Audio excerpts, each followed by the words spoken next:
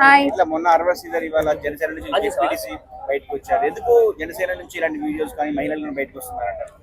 ఎందుకు వస్తున్నారంటే ఆయనదే తప్పనిలేము, ఈమె తప్పనిలేము. వాళ్ళిద్దరు కంటిన్యూ అయిపోయి ఏం జరుగుతుందో ఏంటో ఎవరికి మీడియా పరంగా వచ్చిన తర్వాత కూడా అసలు నిజంగా ఇలా జరుగుతుందా లేదా అని చెప్పి భయం వేస్తుంది ఫస్ట్ థింగ్. ఎందుకంటే ఒక ఆడపిల్లకి న్యాయం జరగాలి అని చూడకుండా పలానా ఎమ్మెల్యేలు పరంగా ఎమ్మెల్యేలు చేస్తున్నారని చెప్పి బయటకు వచ్చేస్తున్నారు. అసలు వాళ్ళు చేసేంత వరకు ఈ ఆడవాళ్ళు ఎందుకు ఉంటున్నారో కాముకి అర్థం కావట్లేదు. ఇప్పుడు సపోజ్ తను ఏదైనా బ్లాక్మెయిల్ చేయడమో ఏడిపించడం చేస్తున్నప్పుడు నువ్వు సోషల్ మీడియా పరంగా కానీ లేకపోతే నీ ఫ్యామిలీ పరంగా లేకపోతే కేసు పెట్టు.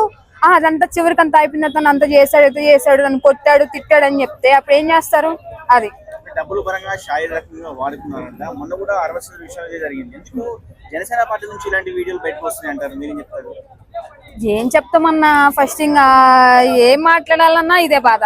కాబట్టి మనం ఆమె న్యాయం చేసుకోవాలి. ఇప్పటి వరకు కూడా మన శ్రీధర్ విషయంలో ఇంతవరకు అమ్మాయికి న్యాయం జరగలేదు కదా. ఆమె మరీ రోడ్డు పేద పాపం న్యాయం కోసం అని చెప్పి ఆమె ఉన్నా కూడా ఇంతవరకు న్యాయం అనేది జరగలేదు. కాబట్టి ఒక విషయం చెప్పాలన్నా, ఏ పార్టీ అయినా ఎవరైనా అందరు మనుషులే, ఎవరైనా స్త్రీలు వాళ్ళు ఎవరైనా ఒకటే. కాబట్టి దయచేసి ఏ పార్టీ పరంగా చూడకుండా ఒక అమ్మాయికి అన్యాయం జరిగినప్పుడు న్యాయపరంగా న్యాయం చేయాలి. పార్టీ పరంగా అయితే అట్లా ఏం కాదు. దయచేసి ఏ ఆడపిల్ల అయినా ఎవడైనా అందరు దొంగనబట్లే. కాబట్టి ఇప్పుడు శ్రీధర్ గారి ఇష్యూ ఏదైతే నడుస్తుందో, నెక్స్ట్ ఇప్పుడు జడ్పీటీసీ ఏదైతే నడుస్తుందో, అయితే ఈ విషయాలు అప్పుడు వీలు చేసుకుని సొంత ఇంట్లోనే మొత్తం పార్టీని లాగి పవన్ కళ్యాణ్ లాగేస్తారు.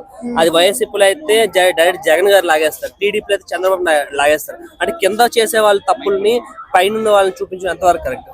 అది ఇప్పుడు నార్మల్ పర్సన్స్ అయితే అన్న ఒక అమ్మాయి విషయం జరిగినప్పుడు వాడిని శిక్ష చేయడమో లేకపోతే వాడిని ఏదో ఒక శిక్ష చేయడమో లేకపోతే వాడిని ఏదో చేస్తారు. ఇప్పుడు ఒక ఎమ్మెల్యే పొజిషన్ లో ఉండి కూడా వాళ్ళు ఆడ తప్పు చేస్తున్నారంటే పార్టీ పరంగా వస్తుంది కదా. సరే పార్టీ పరంగా వాడు శిక్షించాలంటే వాడిని ఎమ్మెల్యే పొజిషన్ నుంచి తీసేయాలి. ఇప్పుడు వైసీపీ అని లేదు, టీడీపీ అని లేదు, ఎవరైనా లేదు. ఇప్పుడు అమ్మాయికి న్యాయం జరిగిందంటే ఎవరు? ఆ పార్టీ ఏమైనా చేయమని చెప్పిందా? చేయమని చెప్పదు. వాడు క్రోరమెక్కి వాళ్ళకి కొవ్వెక్కి చేశాడు. అది ఒక్క పార్టీ పరంగా లేదు. వైసీపీ అయినా టీడీపీ అయినా జనసేన ఎవరైనా సరే మనుషులు అనేవాడు ఒక్కరే. అమ్మాయికి న్యాయం జరిగితే ఏ పార్టీ ఉండైనా చూడకూడదు, వాడిని తీసి పడేయాలి. యాక్చువల్గా అయితే మరి ఇప్పుడు అమ్మాయి రిలేషన్షిప్ లో ఉన్నప్పుడు అమ్మాయి యాక్సెప్ట్ చేయండి, తను ఏది చేయడు. సో ఇప్పుడు గొడవ కాగానే రోడ్డున పడేయడం ఎంతవరకు? అదే అంటున్నా.